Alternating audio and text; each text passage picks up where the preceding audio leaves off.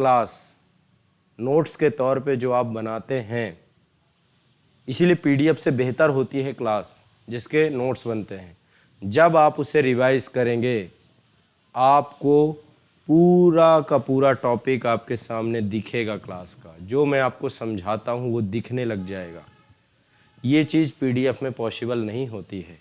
और दूसरी बात, यूपीएससी या पीसीएस की तैयारी करने वाले छात्रों को चाहिए कि वो पीडीएफ के तौर पे आपके पास एडवांस बुक है, पीडीएफ के तौर पे आपके पास एनसीईआरटी बुक है, तो पीडीएफ आपको लिखना नहीं सिखाएगी। जो आपको राइटिंग स्पीड चाहिए, एक स्किल आपके लिए रिक्वायरमेंट है ना कि आपकी गति बहुत अच्छी होनी चाहिए, वो गति अच्छी एक ही माध्यम से हो सकती है कि मल्टीपल टाइम लिखा जाए। जो बच्चे ये चाह रहे हैं कि केवल पीडीएफ मिल जाए, पीडीएफ से पढ़ के काम हो जाएगा, वो मेंस में धराशायी हो जाएंगे। आपको एक गति चाहिए होगी, आपको एक स्पीड चाहिए होगी, और वो लिखने से ही आएगी। एटलीस्ट यहाँ पे आप क्लास में जब आप क्लास करते हैं 2 घंटे आप लगातार समझ करके चीज़ों को लिखते हैं, बीच में जहाँ नहीं समझ में आता आप टोकते भी हैं, तो दोबारा उसे समझाया जाता है। ये चीज़ पीडीएफ में पॉसिबल है क्या, बताओ?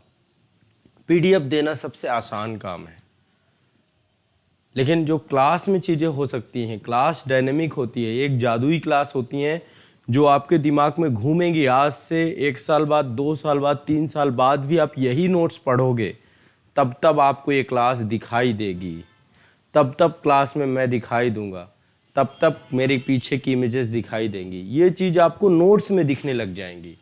ये चीज़ आपको पीडीएफ काम नहीं करा सकती। इसलिए पीडीएफ से बेस्ट ऑप्शन है कि आप कोई भी क्लास करिए, और यही आपको एक दिवसीय एग्जाम देना होता तो बड़ा आसान होता कि आपको हम फैक्चुअल डेटा दे देते उसमें, क्योंकि सारा ऑब्जेक्टिव ही है, कोई इशू ही नहीं है, बहुत ज़्यादा लिखना ही नहीं है, लेखन कार्य ही नहीं करना है।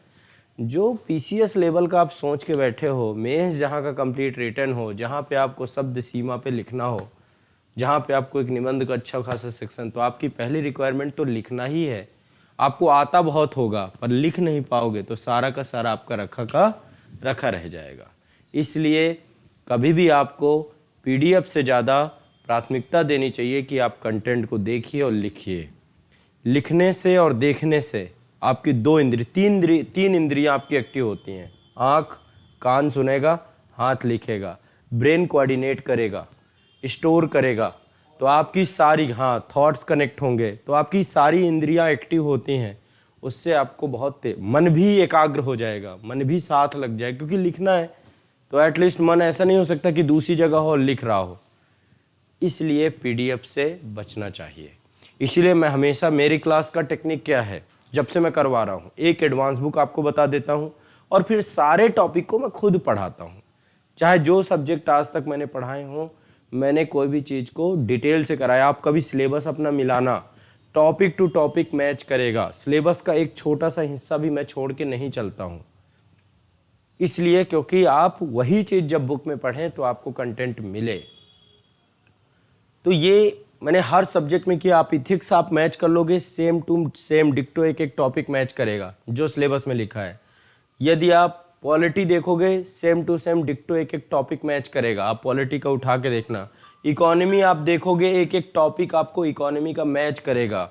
हिस्ट्री के कोई भी सेगमेंट उठा लीजिए, एक टॉपिक मैच करेगा।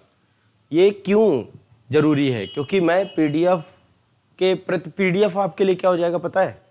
पीडीएफ आपके लिए बैसाखी बन जाएगा कि आप एक बैसाखी है और बस उससे आप दिव्यांग हो जाएंगे। फिर दिमागी तौर पे आपको फिर क्या हो गया, पका पकाया मिल रहा है, किया कराया मिल रहा है।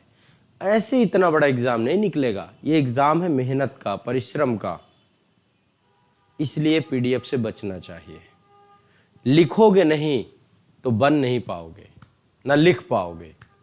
अभ्यास सबसे महत्वपूर्ण चीज। और अभ्यास आप कंफर्ट जोन पे यदि आपको भेज दिया जाए तो आप तो हो ही जाओगे ना। आप अपना एक्सपीरियंस देखो, घर पे कितना लिखते हो। यदि कल छुट्टी रही होगी, जिस दिन अवकाश पड़ जाता है, कितना लिखते हो मुझे बताओ? 1 पेज, 2 पेज, 4 पेज क्या लिख लेते हो क्या? यहाँ पे आप एक साथ लिख के जाते हो डेली, कितना लिख जाते हो? 10 पेज, 12 पेज, 15 पेज। यदि इतना लिख रहे हो और एक गति में लिख रहे हो, गति में पावर मेरे पास रहती है। कि मैं आपको उसी स्पीड से बोल रहा हूं, तो एटलीस्ट आप एक कंपेयर करो कि जब आप यहाँ पे शुरू में आए थे और अब आए हो तो आपकी स्पीड में क्या अंतर आपको दिख रहा है। कोई परिवर्तन दिख रहा है क्या? यदि दिख रहा है, कॉन्फिडेंस आ रहा है कि मेरी गति बढ़ रही है, तो आप मान के चलिए कि आप इस एग्जाम के लिए प्रिपेयर हो रहे हैं दूसरे स्तर पर भी। नॉलेज सिर्फ एकमात्र तरीका नहीं इस एग्जाम को क्वालिफाई करने का, नहीं, बहुत नॉलेजेबल लोग बैठे हैं। इस एग्जाम को क्वालिफाई करने के कई सारे मंत्र हैं। पहले तो एक कॉन्फिडेंस, जैसे एग्जाम प्रेशर को झेलने की पावर आपके पास होनी चाहिए। जिस दिन आपका एग्जाम होगा, यदि आप अंडर प्रेशर आ जाएंगे, मैं ऐसे बहुत सारे स्टूडेंट को जानता हूं जिनका नॉलेज अकूट है, मतलब वो अच्छे अच्छे टीचरों को भी धराशायी कर दे, अच्छे अच्छे एग्जाम भी निकाल दे, बट उनके साथ होता क्या, प्रीलिम्स तक उनका नहीं क्वालिफाई हुआ। रीजन क्या होता है? जब एग्जाम के नजदीक जाते हैं वो प्रेशर में आ जाते हैं, दबाव में आ जाते हैं, तनाव में आ जाते हैं। और मुझे पता है कि यदि इनको फ्री माइंड ये एग्जाम दे तो बहुत अच्छा परफॉर्म करेंगे। ऐसे बहुत बच्चों को मैं जानता हूं। तो दबाव और तनाव कब झेलेंगे? जब आपको उस चीज का मल्टीपल टाइम अभ्यास कर लोगे। मेंस में लिखने में हाथ कांपते हैं, पसीना छोड़ देते हैं बच्चे। आप समझ लीजिए मेंस इतना भी आसान चीज नहीं है। प्री निकालना एक दफे मैं आसान मानता हूं कि प्री आपका ऐसे निकल सकता है, पर मेंस तुक्के से नहीं निकल सकता है। मेंस में आपके खुद के शब्द होते हैं, मेंस में आपकी खुद की स्पीड होती है, वो कोई नहीं कर सकता है। पीटी में एक बार हो सकता है कि सही टिक लग जाए या कट ऑफ कम चली जाए या कोई भी दूसरा कारण बन जाए, पर मेंस निकालना अपने आप में सबसे महत्वपूर्ण है। इसीलिए मेंस के ही नंबर जुड़ते हैं, पीटी के नंबर नहीं जोड़े जाते। पीटी एक स्क्रीनिंग टेस्ट की तरह है कि आप आए और आप में से सिंसियर कैंडिडेट चुन लिए गए। इसलिए कभी भी शॉर्टकट मत ढूंढिए। हमें टाइम लगेगा। मान लीजिए कोई सब्जेक्ट पढ़ाते समय मुझे समय लग जाता है, क्योंकि मेरे दिमाग में थॉट्स क्लियर हैं कि मुझे आपके साथ जस्टिस करना है, पूर्ण न्याय। थोड़ा समय लगेगा बट हम कंप्लीट करेंगे, हम पूरा करेंगे, हम कुछ छोड़ेंगे नहीं। सुकून रहता है दिमाग में। एक चीज ये नहीं चलती यार कि नहीं मैं आपको सच बताऊं, दिल्ली मुखर्जी नगर की बहुत सारे संस्थानों में ऐसे जानता हूं जहां पे इतिहास ऐसे ही पूरा हो जाता है, पता ही नहीं चलता। और एक एक नहीं, 5-5 टीचर पढ़ाते हैं, पर बच्चे को सीक्वेंस ही नहीं पता कि यार क्या है कैसे, फिर वो खुद मेहनत करता है, फिर खुद करता है। यदि एटलीस्ट आप मेरे से इतिहास पढ़ रहे हैं, राज व्यवस्था पढ़ रहे हैं, इथिक्स पढ़ रहे हैं, आपकी आधारभूत तो पहले कॉन्सेप्ट ही आपका क्लियर करना आना मेरा पहला बेसिक होता है। फिर इसके बाद आपको उसके साथ साथ टॉपिक को समझाते हुए लिखवाते चलना। हमेशा हर टॉपिक को पढ़ाने से पहले मैं थोड़ा समझाता हूं आपको, ताकि आपका पहले पुराने से लिंक हो जाए और पुराने से लिखने के बाद फिर आप उसे आगे जोड़ते चले जाएं। और वही चीज हम लिख लेते हैं साथ में।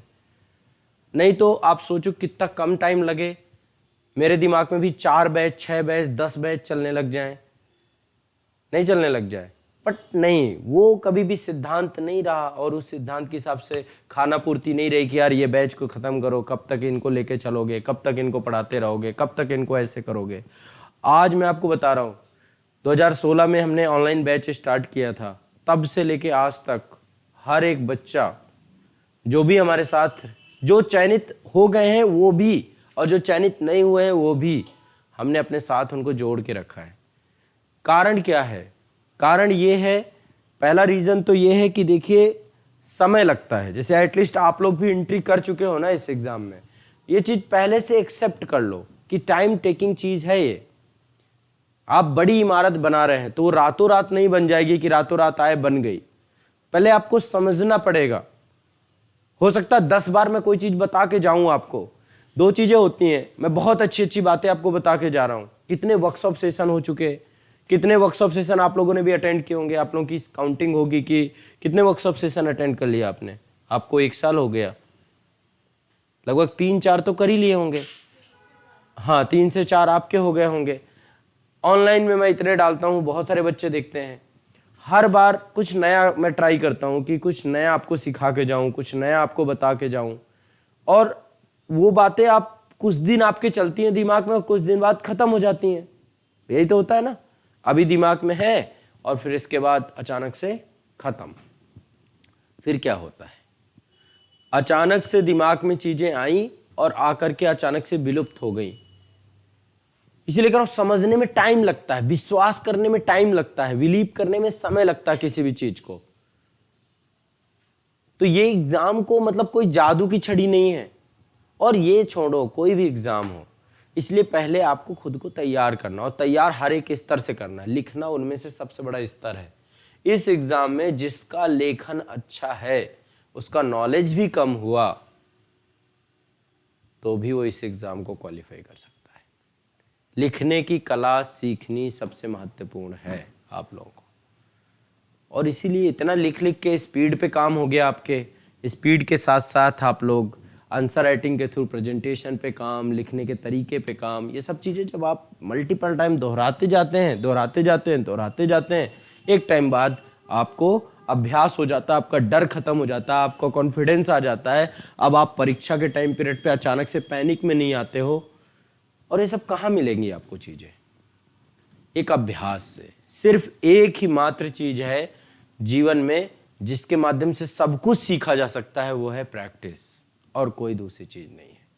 दुनिया का जितना बड़ा से बड़ा खिलाड़ी रहा है, बल्लेबाज रहा हो, चाहे गेंदबाज रहा हो, चाहे बड़ा से बड़ा बिजनेसमैन रहा हो, उसने एक ही चीज़ को 1000 बार रिपीट किया है, तब जाके वो उस कंडीशंस में पहुंचा है। यदि आपका लेखन बुरा है, लिखते रहो, लिखते रहो, लिखते रहो, लिखते लिखते आ जाएगा। जो आपका खराब है उसको यदि आप कई बार करते हैं तो आपके अंदर, है ना, रसरी आवत जात के सिल पर पड़त निशान। एक रस्सी बार बार आती जाती है तो जड़मत भी सुजान हो जाते हैं। यदि आप करत करत अभ्यास के जड़मत हो सुजान, एक रस्सी पत्थर को भी काट देती है। ये कैसे पॉसिबल हो गया? क्योंकि वो बार बार आ रही है, बार बार हो रही है। तो अभ्यास वो चीज है। और यूपीएससी का एग्जाम, आप सोच भी नहीं सकते कि इस एग्जाम का सिलेक्शन होने के बाद आप क्या बन जाओगे, आप क्या क्रिएट हो जाओगे। और आप अपने लाइफ का प्रीमियम टाइम दे रहे हो। पहले तो टाइम की वैल्यू आपको असाइन करनी होगी, और आपको ये समझना होगा कि मैं, ये सबसे प्रीमियम टाइम है। क्यों? बचपन का टाइम पहले तो समझ कम थी, दूसरे के भी सहारे थे, बुढ़ापा भी आपके बस का नहीं है, अपने लाइफ की युवा अवस्था दे रहे हो। आपके शरीर के अंदर इस समय, बता रहा हूं, न्यूक्लियर नाभिकीय संलयन की प्रक्रिया चल रही है। नाभिकीय संलयन की प्रक्रिया से अपार ऊर्जा निकलती है, अपार ऊर्जा आपके अंदर है। ये आपके लाइफ का वो फेज है। इतनी एनर्जी ना तो पहले थी, ना इतनी एनर्जी बाद में आएगी। ये सबसे गोल्डन पीरियड चल रहा है आपका स्टूडेंट लाइफ का। अब इस टाइम पीरियड को आपने एक प्रिपरेशन को दे दिया है, एक एग्जाम को दे दिया, एक लक्ष्य को दे दिया, एक क्रिएशन को दे दिया, है ना। तो इसमें आपको रिक्वायरमेंट, डिमांड के हिसाब से काम करना पड़ेगा। डिमांड है लिखना, भाग नहीं सकते हम लिखने से, है ना। तो इसलिए मैं हमेशा आपसे कहता हूं कि लिखिए, जितना लिख सकते हो लिखिए। शॉर्टकट हमारे पास बहुत सारे हो सकते हैं, बट हम शॉर्टकट को अपनाएंगे नहीं। पीडीएफ समाधान नहीं हो सकता इस परीक्षा में। पीडीएफ के भी नोट, लोग द हिंदू तक के नोट्स बनाते हैं। सिलेक्शन के बाद बदलेगी। कैसे बदलती है मैं आपको बताता हूँ। सबसे पहली बात, जीवन में आपको एक महसूस होने लगेगा कि आप एक सफल व्यक्ति हो, जो आपको खुद को भी एक रहता है ना टैग, समाज के नज़रिए से भी लगेगा, खुद के नज़रिए से भी लगेगा कि एटलीस्ट मुझ में कुछ तो है।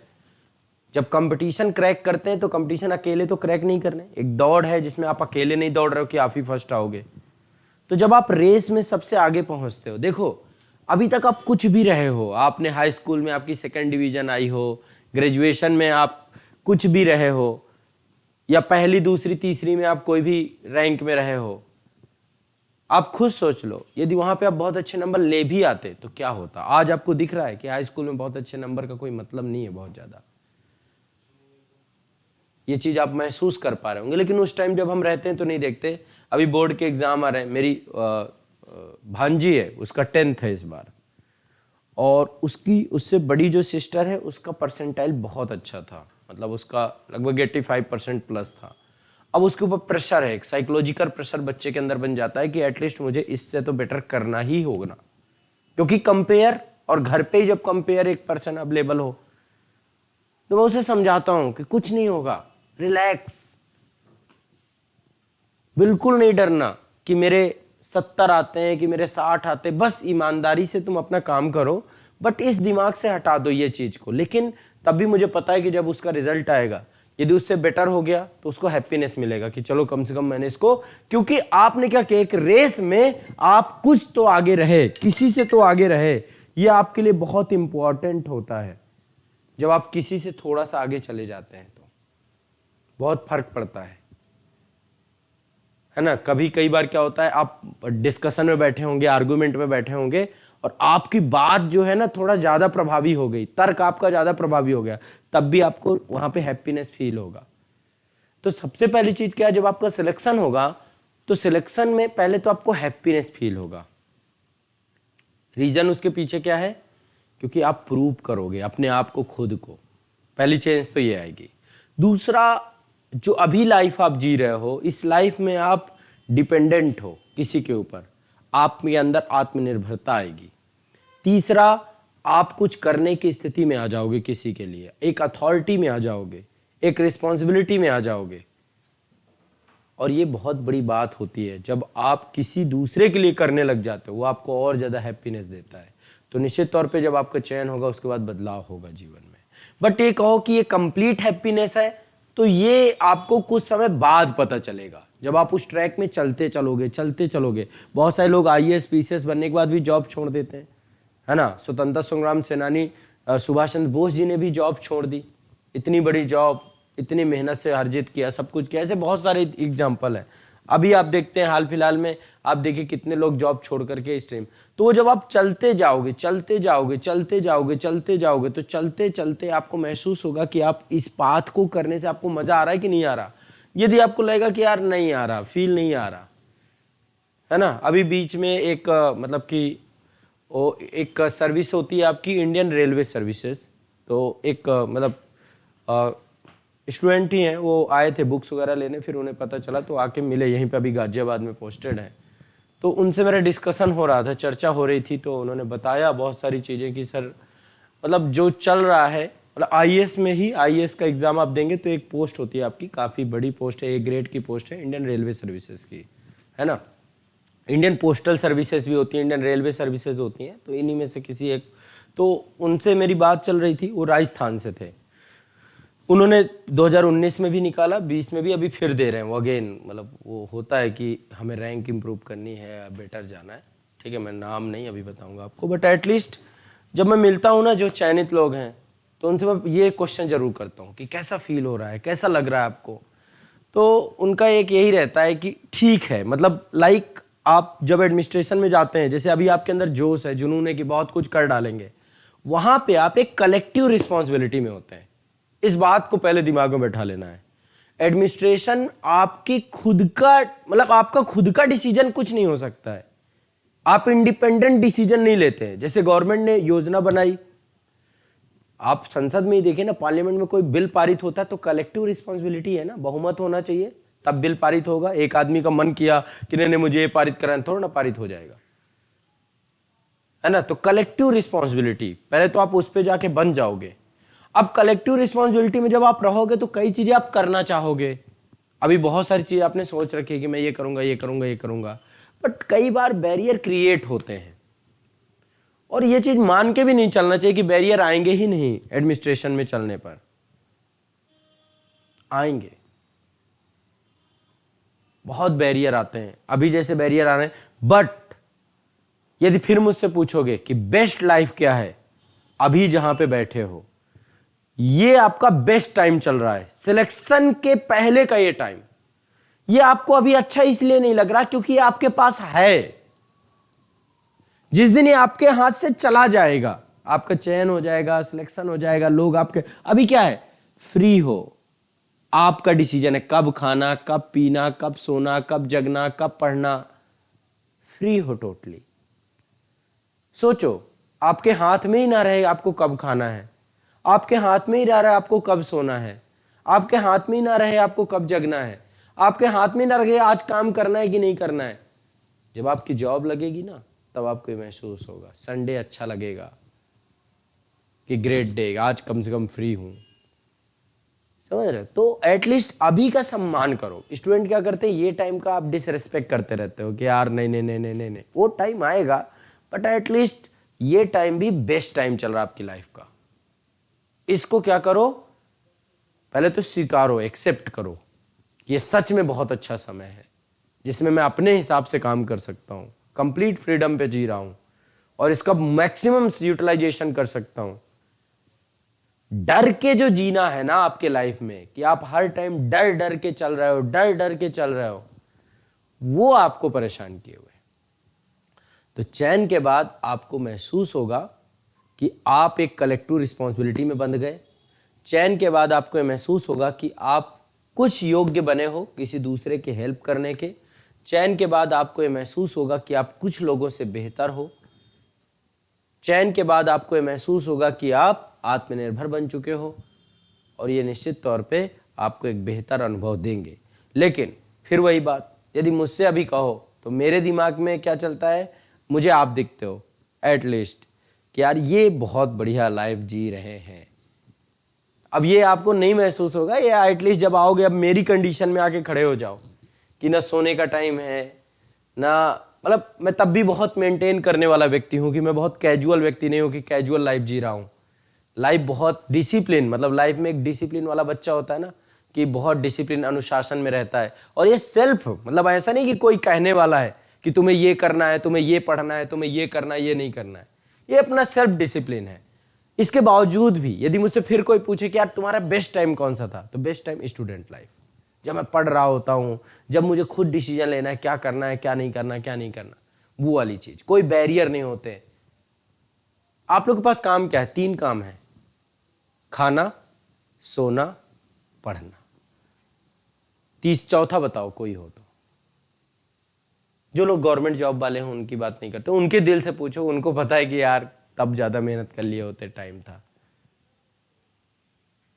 हाँ, इसके अलावा कोई काम नहीं है। बाकी के काम अपने दिमाग में आपने बना रखे, वो आपके क्रिएटेड हैं, आपने क्रिएट कर रखा। उसका खबर अपने दिमाग में ले रखा, उसका ले रखा, घर वालों की दुनिया भर की टेंशन ले रखी, पड़ोसी की पूरी टेंशन ले रखी, दोस्तों की इतनी टेंशन ले रखी। और दुनिया में सबसे आसान काम यदि कोई है तो वो है पढ़ना। इससे आसान काम कोई है नहीं। अब चूंकि आपके पास 3 ही काम है, तो आपको यही बहुत कठिन लग रहा है। सोना आपको लग रहा है कि आसानी से हो जाता है। कुछ लोगों को नींद नहीं आती, वैसे आप में से भी आंखें कि यार कब होगा, कब कैसे होगा। खाना उससे भी आसान काम है, स्वादिष्ट चीज होती है। पढ़ना आपको कठिन लग, नहीं तो आपको यदि लगता हो कि कठिन काम क्या होते हैं, एक दिन किसानी में बिताइए, आपको पता चल जाएगा क्या होता है। एक दिन बस खेती किसानी में एक दिन बिता दो, आपको किसान की जिंदगी पता चल जाएगी कि कितना टफ वर्क है। एक दिन, ज्यादा नहीं, 300-400 रुपए की दिहाड़ी मिलेगी। यहीं पे नासिरपुर फाटक में बहुत सारे मजदूर खड़े होते हैं, खड़े हो जाना जाके, कोई आएगा लिवा जाएगा आपको काम पे, जाके करके देखना, फिर लगेगा पढ़ना ज्यादा आसान है। एक दिन की बात है बस। एक दिन जो प्रोफेशन आपको लग रहा हो कि बहुत इजी है, आपको लग रहा है ना कि आफ्टर सिलेक्शन जिलाधिकारी की जिंदगी कितनी टफ होती होगी, आप सोच भी नहीं सकते। पूरा जिला उसे संभालना है, कहीं ना कोई घटनाक्रम चल रहा है, रिस्पॉन्सिबल है। क्यों? कलेक्टिव रिस्पॉन्सिबिलिटी में बंधा हुआ है। इसलिए अभी मस्त लाइफ जी रहे हो आप, और अभी को ही आपने सबसे बेकार लाइफ मान बैठे हैं। ये आप लोगों का दुर्भाग्य है, और इस दुर्भाग्य को कोई नहीं बदल सकता। कौन बदल सकता है? सिर्फ आप खुद। जब आप मान बैठे कि आप बेस्ट लाइफ में बेस्ट टाइम पे अपने जी रहे, ये टाइम दोबारा नहीं लौटेगा। चंद पैसों को लेकर आप तकलीफ में बने रहते हैं, चंद पैसों को लेकर आप चीजों, और इस टाइम पीरियड पे आपको दुनिया दिखेगी, दुनिया के रंग दिखेंगे, सब कुछ दिखेगा आपको, है ना। अभी दुनिया के बारे में एक्सपीरियंस ही कितना है आपका, कितना जानते हो दुनिया कैसी है। आपको लग रहा होगा बहुत आसान लग रहा हो, माता पिता ने पैसा भेज दिया बस आसान है। कुछ दिन बाद जब पिताजी हाथ खड़े कर लें, तब उनकी भी लिमिट पता चल जाए। दोस्तों को पता चलेगा आपको कुछ समय बाद कि आपके आस पड़ोस में दोस्त कैसे हैं। आपको रियलिटी पता चलेगी। अभी तो इल्यूजन की जिंदगी, भ्रम की जिंदगी जी रहे हो, ठीक है ना। तो जीवन बहुत कॉम्प्लिकेटेड है, द्वंद्व है इसमें। नहीं पहचान सकते। अभी क्या है ना आपके पास, हाँ, उसका वास्तविक चेहरा आपके पास नहीं रहता। व्यक्ति का वास्तविक चेहरा मतलब उसकी रियलिटी, उसका नकाब, पता नहीं किसके दिमाग में क्या चल रहा है, आप नहीं समझ सकते। यह एटलीस्ट एक एक्सपीरियंस की चीज है।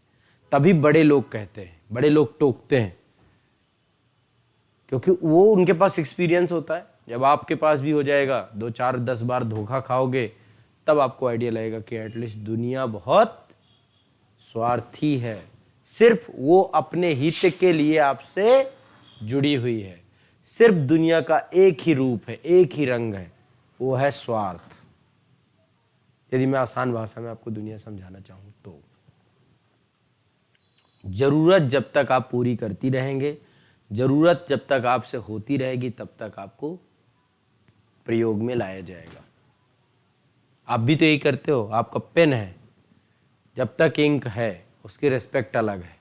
इंक खत्म होने के बाद फिर कचड़े डस्टबिन में भी वो मिल जाए तो बड़ी मुश्किल बात है, क्यों फेंक देते हो? तो फिर पेन को क्या करना पड़ेगा? लाइफ टाइम इंक रखनी पड़ेगी अपने पास, तो आपकी लाइफ टाइम यूटिलाइज होता रहे। समझ रहे हैं? या विकल्प भी देख लें, आपको एक पेन है जो बहुत अच्छे से नहीं चल रहा है, एक पेन है बहुत बेहतर चल रहा है, तो किसको उठाओगे?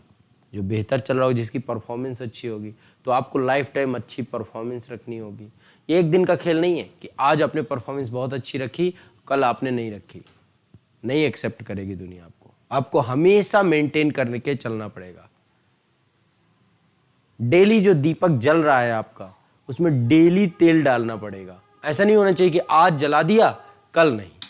कई बार क्या होता है, एक चीज मैं और आपको छोटी सी बात समझा दूं, इससे आपको दुनिया और जल्दी समझ में आएगी। किसी के साथ आप 99 काम अच्छे करिए, एक बुरा कर दीजिए, तो 99 क्या हो जाते हैं? धूमिल हो जाते हैं, उनको कोई काउंट ही नहीं करता। फिर आपको ये लगता है यार मैंने 99 अच्छे काम किए, और बताओ ये एक काम पे ये मेरे खिलाफ हो गया। तो यहाँ पे जो ये मेरा ये वाला कॉन्सेप्ट है, शायद मेरे ख्याल से आपको और अच्छे से समझना चाहिए, जिस कॉन्सेप्ट में मैं आपको बहुत आसान सी भाषा समझाने का प्रयास कर रहा हूं कि जीवन में हर पल आपको बेहतर देना पड़ेगा। जिस पल देना बंद कर दिया, वो 99 कोई नहीं गिनने वाला। क्रिकेट के मैदान पे जब 99 के बे पे खिलाड़ी हारता है, आउट होता है, तो लोग कहते हैं यार शतक मार सकता था, कितना खराब खेला ये, 100 भी लगा के नहीं गया, जबकि उसने एक ही रन कम बनाया है। एक रेस्पेक्ट उसकी हो रही है जो 100 बना के जा रहा है, काउंट वो किया जा रहा है जो 100 बना के जा रहा है। ये समझिए, दुनिया का ये रंग है। तो दुनिया के रंग को आपको समझना होगा। ठीक है, चलो क्लास शुरू करते हैं।